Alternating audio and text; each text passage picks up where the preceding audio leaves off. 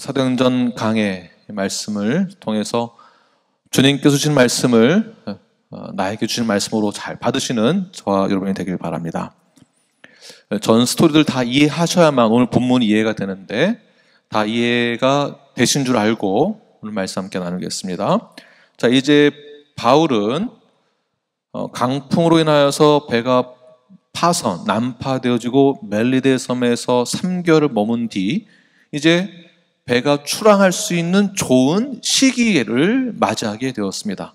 남풍이 불게 되고 봄을 맞이하게 되었습니다. 그래서 내 힘으로는 할 수 없는 그런 순간 가운데 하나님이 허락하셔야만 떠나게 되는 그 시점을 우리 바울이 맞이하게 됩니다. 북동쪽으로 향하다가 시실리아의 수도인 수라구사에 도착하게 되고 사흘 후에 이탈리아의 항구인 레기온에 도착하여서 그리고 하루 뒤 남풍이 또 불어서 보디올에 도착하게 됩니다. 일주일 머문 뒤 그리고 로마에 당도하게 되는데요. 봄이 찾아오고 남풍이 불어줬기 때문에 그 배를 타고 갈 수 있었던 것입니다. 어디로 가게 됐습니까? 그가 사명을 가지고 있었던 로마에 도달하게 됩니다. 하나님의 뜻에 따라서 로마에 가기까지 이 여정이 얼마나 힘이 드는지 바울이 3차 전도여행을 마치고 예루살렘에서부터 겪었던 수많은 고난들이 있었습니다. 옥에 갇히고 매를 맞고 살해의 위협을 받게 됩니다. 그런 고난 중에도 그는 포기하지 않고 복음을 증거했으며 그리고 하나님이 명령하여 주신 예수님의 명령하여 주신 그 사명에 따라 로마를 향하게 되었습니다. 그 사명이 무엇입니까? 사도행전 23장 11절 말씀을 함께 읽겠습니다. 시작. 그날 밤에 주께서 바울 곁에 서서 이르시되 담대하라. 내가 예루살렘에서 나의 일을 증언한 것 같이 로마에서도 증언하여야 하리라 하시니라. 예루살렘에서 복음 증거했던 것 같이 동일하게 로마에 가서도 증언을 해야 된다라는 그 사명 하나 붙들고 수많은 고난과 역경과 폭풍이 불어닥치는 그 상황 가운데서 배가 난파되고 얼음을 걷고 있었던 순간 가운데서 그는 이 비전과 사명을 멈추지 아니하고 그 명령에 따라 순종하는 마음으로 달려가게 됩니다. 그가 받은 사명, 죄수의 신분이지만 로마에 가서 복음을 전하겠다는 그 사명은 절대 놓치지 않았습니다. 그러니까 이 사명을 감당하기까지 겪는 그 이 과정 가운데에 사실은 내 힘으로 할 수 있는 것이 아무것도 없다는 것을 바울이 깨닫게 되죠. 이 모든 것에는 이 고난까지도, 이 고난마저도, 광풍마저도 하나님의 계획과 섭리가 있었다라는 것을 바울은 깨닫게 됩니다. 그래서 우리가 여기서 중요하게 생각해야 될 부분은 무엇이냐면 내 인생의 주인은 누구다? 예수 그리스도와라는 고백이 우리의 입술에서 선포되어져야 합니다. 세상의 가치관은, 세계관은 내 인생의 주인공은 나다라고 하지만 우리 믿는 자에게 있어서 내 인생의 주인공은 내가 아니라 예수 그리스도라고 여러분의 입술로 선포되어야만 합니다. 오직 예수. 내 인생을 주관하신 분은 누구십니까? 오직 예수. 네. 내 인생의 가장 내 인생을 주인으로 삼아야 될 분은 누구이십니까? 오직 예수밖에 없다라는 것입니다. 나의 인생이라고 해서 내 인생을 내 마음대로 좌지우지 할 수 없습니다. 왜 그럴까요? 내 인생이라고 해서 내 인생을 내 마음대로 다 원하는 대로 누리면서 살 수 있을까요? 그렇지 못하다라는 것을 우리가 살면 살수록 깨닫게 됩니다. 믿는 자에게 있어서 내가 사명을 받았다라고 해서 내가 받은 사명, 내가 원하는 대로 내 생각대로 다 이룰 수 있을까요? 내 생각대로 안 된다라는 것입니다. 모든 것은 다 하나님의 계획과 섭리 안에 있다라는 것을 우리는 선포하고 깨달아야만 합니다. 단지 하나님의 계획이 바울이 로마로 가서 복음을 전하는 게 전부였다고 한다면 바울을 순식간에 아무 문제 없이 그냥 한 번에 이동시키시면 되는 겁니다. 아무 문제 없이. 그러나 로마로 가기까지의 험난한 그 과정을 허락하신 그 이유가 있다라는 것이죠. 우리는 지난 말씀들을 통해서 우리는 다 배워서 알고 있습니다. 한 번에 로마로 간다면 바울도 편하고 하나님도 편하는 것인데 왜 멜리데 섬에 가게 됐으며 멜리데 섬에서 왜 독사에게 물리게 되었으며 또 그것을 어떻게 살아가게 되는지, 그리고 남풍이 불어야만 갈 수 있게 되는 그런 상황 가운데서 바울은 무엇을 깨닫게 되었을까요? 만약에 남풍이 불지 않고 북서풍이 불었다면 배는 어디로 갈까요? 로마로 갈 수 없게 됩니다. 반드시 남풍이 불어줘야만 로마로 갈 수 있는 거예요. 이 말은 결국 사명을 받았다 할지라도, 내가 아무리 열정이 많다 할지라도, 내가 아무리 뛰어나다 할지라도 내가 원하는 대로 내 마음대로 다 이룰 수 없다라는 것입니다. 남풍이 불었을 때 바울은 바람을 의지해서 갈 수 있게 됩니다. 사람을 의지해서 배가 움직일 수는 없습니다. 그러니까 어제의 승리로 오늘을 살아갈 수 없다라는 것입니다. 지금 빨리 우리가 원하는 곳에 당도했다 할지라도 안전한 것은 아니다라는 것이죠. 꼭 필요한 바람이 불지 않으면 아무리 내 의지가 강하다 할지라도 내 힘으로 할 수 없다라는 것입니다. 그래서 우리 인생에 가장 필요한 하나님이 허락하신 바람이 우리에게 있습니다. 바울에게 있어서는 멜리데 섬을 떠나서 수라구사까지 가기 위해서는 하나님이 허락하신 바람이 있었고요. 수라구사에서 레기온에서 보디올에서 아피오 광장, 로마까지 가기 위해서는 꼭 필요한 바람이 있었다는 것입니다. 우리가 겪는 인생의 고비고비마다 필요한 바람을 누가 허락하신 것일까요? 내 힘으로 가능할까요? 아니면은 내 의지로 가능할까요? 아니면은 하나님이 허락한 바람이 필요할까요? 하나님이 허락하신 바람이 있었기 때문에 우리는 인생의 고비고비를 잘 이겨낼 수 있었던 것입니다. 지금 한국의 경제가 어렵다고 합니다. 한국의 정치적 상황이 어렵다고 합니다. 이때 이 고비를 넘길 수 있는 비결이 무엇일까요? 어느 정당이 잘한다가 아니죠. 아무리 잘한다 할지라도 그 안에 얼마나 많은 숨겨져 있는 문제가 있습니까? 이 고비를 뛰어넘을 수 있는 가장 중요한 비밀이 무엇일까요? 하나님이 불어주시는 바람이 있어야만 이 고비를 넘어갈 수 있다는 것입니다. 여러분 인생 가운데서도 이 바람이 있었습니다. 하나님이 허락하신 바람. 10대 사춘기를 지나 20대, 30대 미국에 오셔서 지금까지 여러 고비들을 맞이했을 때 내 힘으로 이겨낸 것이 아니라 우리가 어떤 고백이 있어야 되겠습니까? 하나님이 허락하여 주신 바람을 통해서 그 고비를 넘어갈 수 있게 되는 것입니다. 여러분이 사업하실 때에도, 사업의 위기를 맞이했을 때에도, 건강의 위기를 맞이했을 때에도 이 문제를 우리는 어떻게 풀어갈 수 있겠습니까? 하나님이 허락하신 바람이 불어줘야만 이 위기를 극복할 수 있다는 것에 대해서 여러분 아멘 하시기 바랍니다. 네, 우리 뉴라이프 성도들에게 선포합니다. 건강한 교회로서 한 걸음 한 걸음 나아가기 위해 필요한 것이 무엇일까요? 개인의 열정과 의지도 중요하지만 뉴라이프가 개척하여서 25주년을 맞이하기까지 수많은 고난과 역경과 어려움이 사실 있었습니다. 그 고비를 뛰어넘을 수 있었던 것은 누구 한 사람의 노력에 의해서 가능한 것이 아니라 하나님이 그 고비를 뛰어넘을 수 있는 바람을 불어주셨기 때문에 그 고난을 이겨낼 수 있었던 것이죠. 하나님의 바람을 불어주셔야만 성장하게 되는 것이며 부흥하게 되는 것입니다. 우리는 그렇게 25주년을 맞이하게 되었습니다. 하나님이 불어주시는 그 바람을 타고 이 자리에 서게 되었습니다. 하나님이 불어주시는 그 바람이 우리 인생에 있어서 이렇게 중요한 것입니다. 하나님이 허락하신 그 바람, 바로 성령의 바람입니다. 할렐루야! 그 성령의 바람이 불어야만 건강교회의 사명을 가지고 끝까지 갈 수 있는 것입니다. 건강한 성도로서, 건강한 교회로서 역할을 잘 감당하시는 성령의 바람이 불 때에 그 바람을 타고 일어나시는 저와 여러분이 되길 간절히 축원합니다. 아멘. 네, 이제 바울은 나폴리만 항구입니다. 역사적 굉장히 유명한 항구예요. 이 항구는, 나폴리만 항구는 세계 3대 미항 중에 아주 아름다운 항구로 뽑히는 곳입니다. 자, 이 나폴리만 항구에서 로마까지는 약 69km, 70km 정도 되는데요.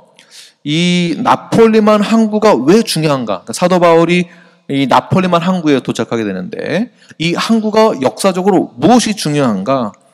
나폴리 항구는 로마의 교통 중심으로서 가장 최고의 자리에 위치해 있습니다.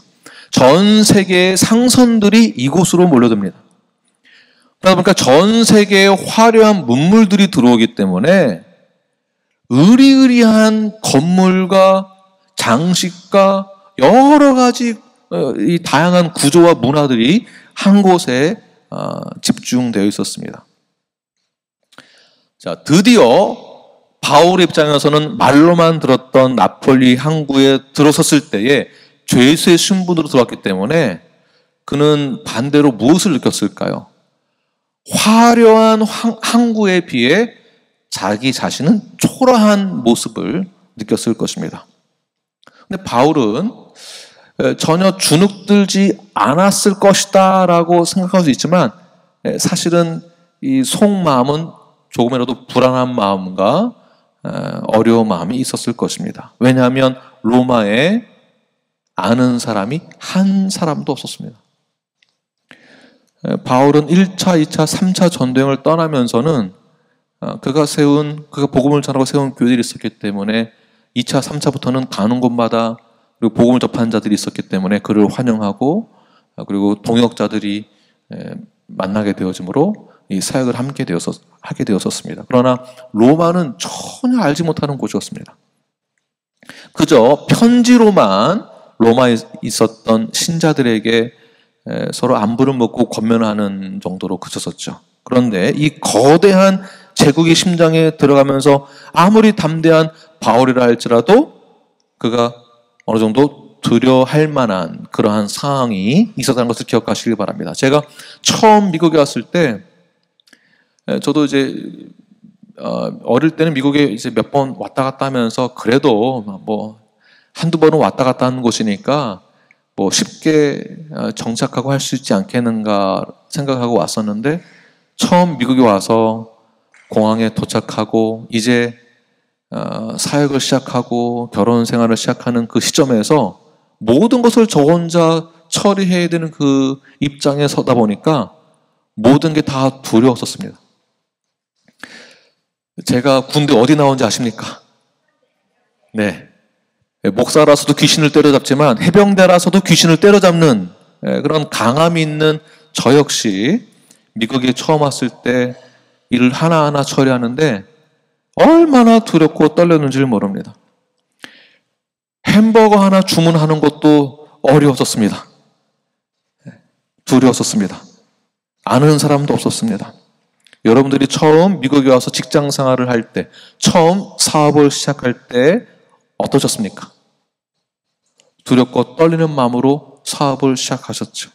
그와 마찬가지로 바울도 로마에 도착했을 때 그 두려운 마음이 있었다라는 것이에요.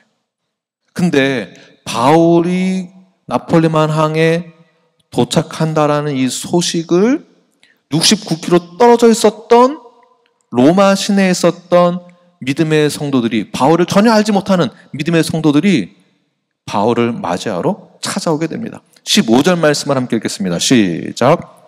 그곳 형제들이 우리 소식을 듣고 아비오 광장과 트레이스 타베르네까지 맞으러 오니 바울이 그들을 보고 하나님께 감사하고 담대한 마음을 얻느니라.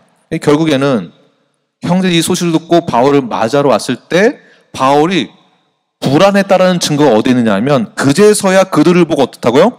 하나님께 감사하고 또 담대한 마음을 갖게 되었다. 반대로 그 전에는 두려운 마음이 있었다라는 것입니다. 자, 아비오 광장에까지 나와서 바울을 맞이했다라는 것이 역사적으로 중요한 포인트가 있는데, 그것이 무엇이냐면, 아비오 광장은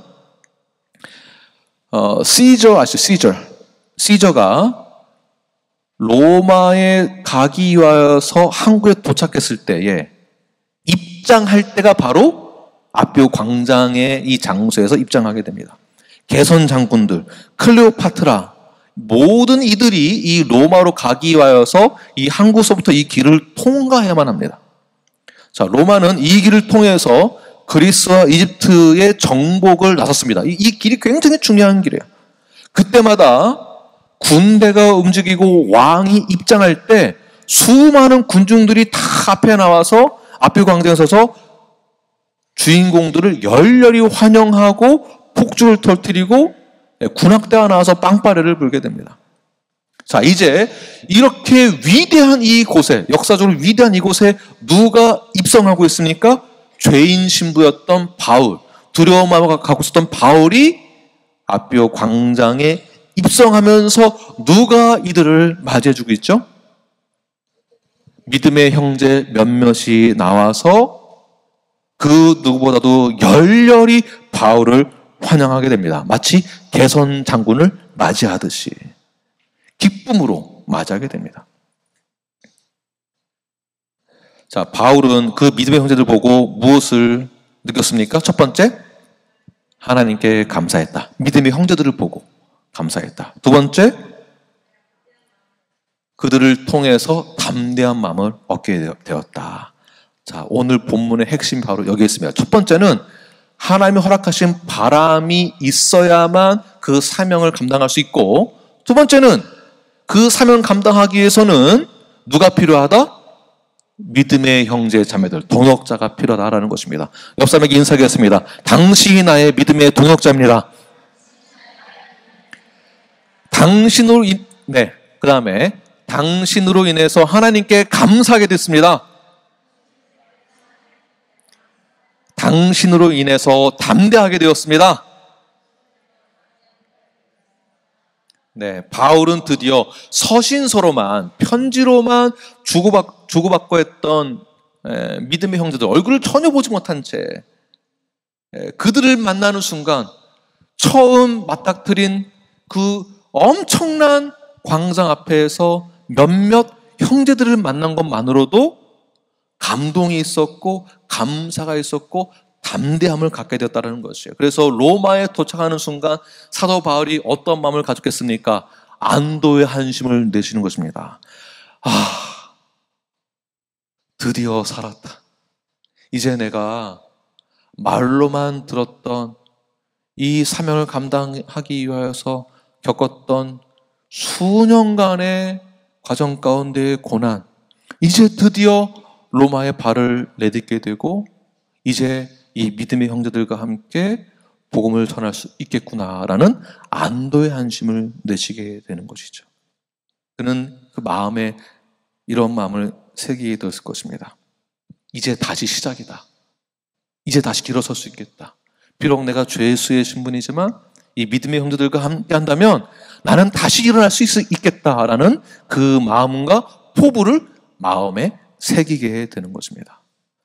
이곳에 오기까지 얼마나 수많은 공작이 있었습니까? 어려움이 있었습니까? 그러나 바울을 막을 수 있는 것은 아무도 없었습니다. 그 어떠한 사탄의 공격도 바울이 가지고 있었던 사명에 대해서는 방해할 수 없었습니다. 그 이유는 하나님의 계획은 반드시 이루어진다라는 것을 바울도 믿고 있었기 때문입니다. 그리고 수평적으로는 믿음의 성도들이 함께하고 있기 때문에 그 사역을 감당할 수 있다는 확신을 갖게 된 것이죠. 바로 우리 형제 자매들이 믿음의 공동체를 통하여서 사명을 향하여 나아가는 데 가장 필요한 것, 수직적으로는 하나님이 나와 함께 하신다라는 약속과 수평적으로는 두 번째, 믿음의 성도들이 함께함으로 우리가 받은 사명을 이루어 나갈 수 있다는 것, 이것이 바로 우리의 꿈과 비전이 되는 것입니다. 바울에게 있어서는 로마가 비전이고 꿈이었지만, 사명이었지만, 우리에게 있어서 로마는 무엇입니까? 건강한 교회로서의 성장이 우리에게 있어서의 로마가 되는 것입니다. 이때 아멘 하시는 겁니다. 아멘이십니까? 우리에게 있어서의 로마는 무엇이라고요? 건강한 교회가 되는 것, 건강한 성도가 되는 것, 성경적인 교회가 되어서 이 땅 가운데에서 복음을 알지 못한 이렇게 복음을 증거하며 선포하는 것. 이제 우리가 25주년을 맞이하였습니다. 성경적인 교회로 자라나서 이 비전을 가지고 끝까지 이 사명을 감당하시는 저와 여러분이 되기를 간절히 축원합니다. 우리 김희 전도사님도 목사 안수를 받고 난 다음에는 이 사명을 동일하게 갖고 비가 오나 눈이 오나 어떠한 상황에 처해 있다 할지라도 뉴라이프 교회의 목사로서 맡기는 사명을 잘 감당하시는 우리 김희 전도사님과 우리 뉴라이프 성도 여러분이 되길 간절히 축원합니다. 기도하겠습니다.